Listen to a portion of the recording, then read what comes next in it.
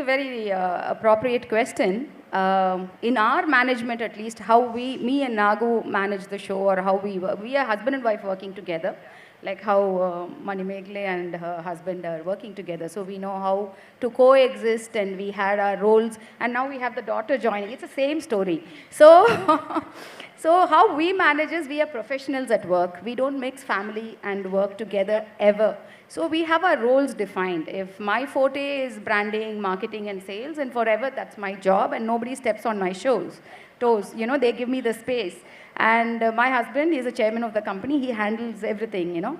So his area is, he's the ultimate, the final person who will take the decision on the areas will be him. In my areas, I'll be the final person. I mean, the final call will be made by me. And no questions asked. You can still make mistakes, and nobody is going to say, I mean, that was decided by you. And similarly, that is the same thing we are following with Isha also. She is handling the complete customer care and international sales now at VNCT Global. So she makes the final shots. I mean, we are not going to say, oh, she's young and she needs experience. We have to tell her all the time, what if that happens? It's okay for them to make mistakes, because we are there to back them up. So in that, under that umbrella, it is better that they learn everything under us, and it is so easy. We are there to push them as well as to back them up. Even eagles need a push. Sure. The mother eagle takes the baby eagle to the cliff, to the end of the cliff, and slightly, the baby eagle is very scared to fly. So you slightly give a push, and then the baby eagle starts soaring up very high skies.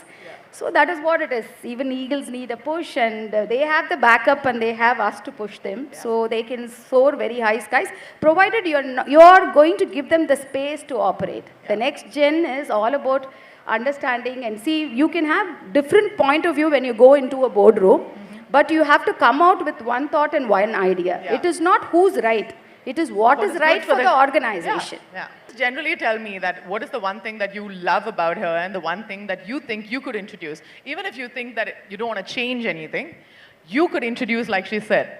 No, honestly, I agree with what they've created is something that I can't even begin to say I would change this or I would do that, because that's all theory. I think with the exposure and the resources that they had available to them at that point, whatever they could do, they did. And even beyond that, I think even to look at it in front of you and say, there's this opportunity, I need to take it. In an industry I've never been in before, in an industry I wasn't brought up in, it takes a lot of guts. And to be honest, I'm still learning how to be that gutsy. Like, I could tell you, oh, I could do this, I could do that, but it's all theory. They took that practical step forward, and they created this wonderful base that's adding value not only to clients, but now, you know, something that they can pass on to their daughter. And I think that's something that's so, so huge. So I feel like everything that they've done so far, whether it was the dipping down and learning from there and coming back up, or all the spots that they hit, or the USP that they've cracked, it's all been great.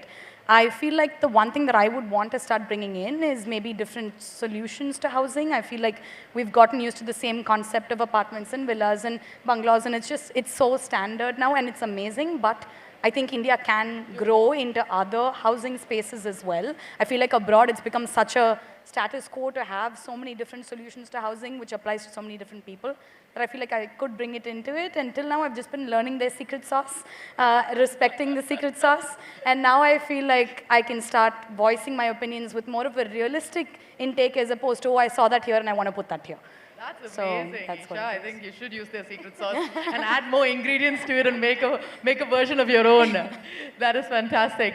And to ask you the last question, ma'am, if you didn't see her come into this space, what would you have wanted for her? I mean, I would have wanted whatever she would have wanted. Naturally, you want the child to be happy and to choose their own path. Nothing is forced. Yeah. This was her choice. We certainly saw her qualified to come, but it is her choice. Nothing was forced. And she understood it's a fantastic platform which is created.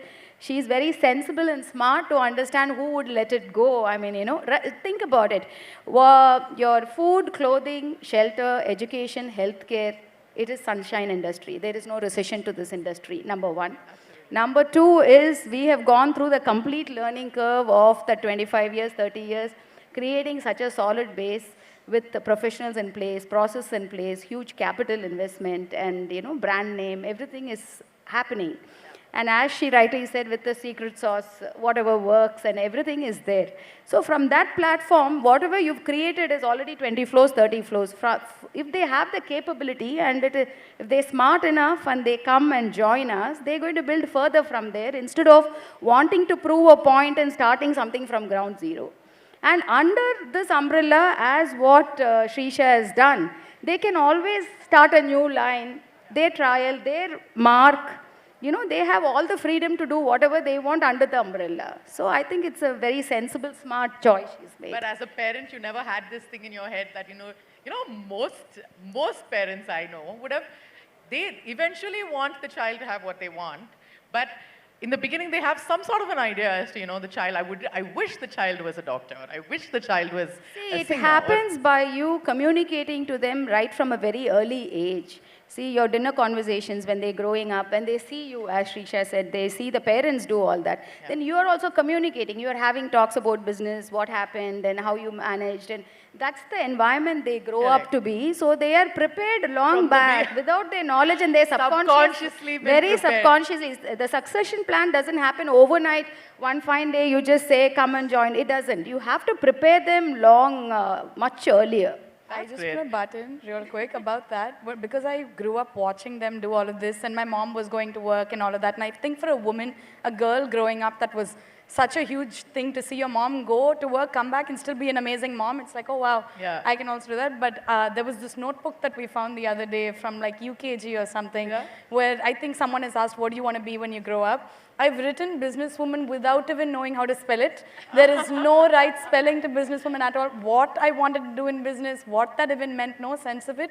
But I think you just see it so much and you want it so bad that you end up combining it with your identity, and how much ever I fought it, I eventually came back to it. Yeah. So it just all went through its own trajectory, but that's